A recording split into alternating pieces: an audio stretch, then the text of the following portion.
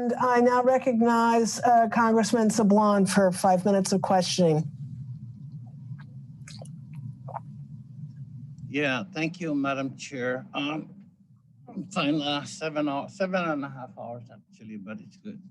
I thank you to all the witnesses, our witnesses.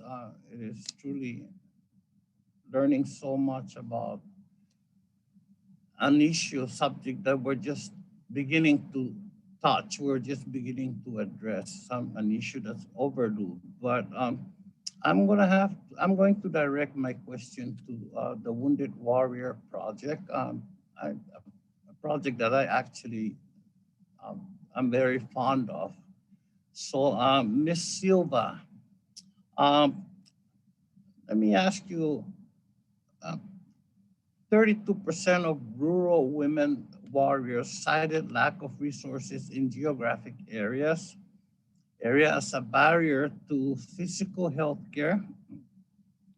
So what can be done to increase access for all female veterans, including female veterans from such isolated geographical area like my district, the Northern Mariana Islands? I am 12 hours ahead of you. According to the 2010 census, there were 14,047 veterans living in the four insular area jurisdictions of American Samoa, Guam, the Northern Mariana Islands, and the United States Virgin Islands. The stateside proportion of women veterans was 7.2% in 2010 and 6.9% here in the Northern Marianas.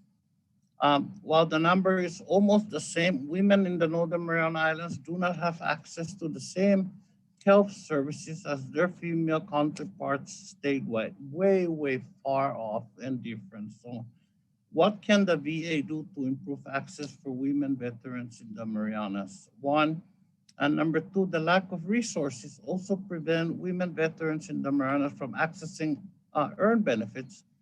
What can be done to address this discrepancy, especially among female veterans? Ms. Silva, please. Sir, thank you for the question. That's really when we dove into our data, the disparity between rural women veterans and urban women veterans was the biggest disparity that we found. And as you mentioned, 32% called it a barrier to finding physical health.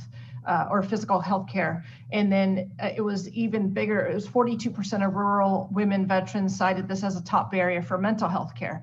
And so, and that's double the rate of the urban veterans that answered the survey. And so rural healthcare is very difficult. And whether you're a male or female veteran, and particularly if you are an isolated, it could be in Montana or it could be where you are, sir. And so we really think to better understand the full landscape of care options, including VA-run facilities, if that's an option, unlike where you are, and then also community care network providers in DoD medical facilities and private civilian providers.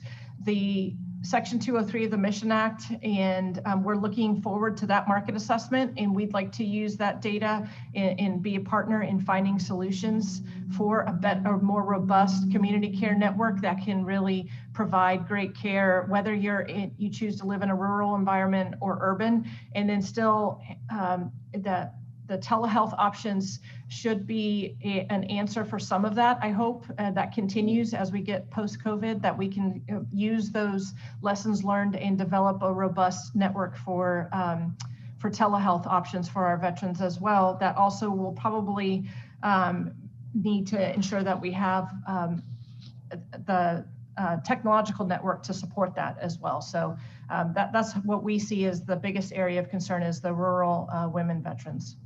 Right. Just generally, VA. Look, when I got into this job in 2009, in late 2009, I actually stopped over at the Honolulu Regional Center and asked. There was completely no VA service in my district.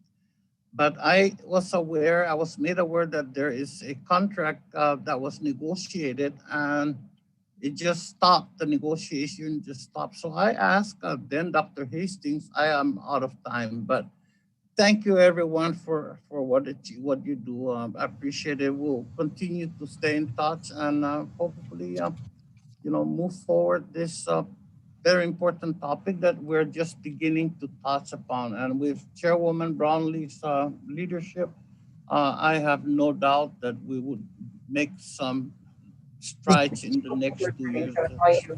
The Chairwoman and General Berkman, as a matter of fact, the Chairwoman is right across from where my office right now too. So thank you very much. I'm going to turn my computer off. It's going on 8 hours. I started at 11 last night. So we release you. We release you. We We'll release you, Mr. Sablan. And we'll see you again. No yeah, we'll problem. see you again. Thank you so much. Thank you, everyone. Thank you. Yeah, thank you.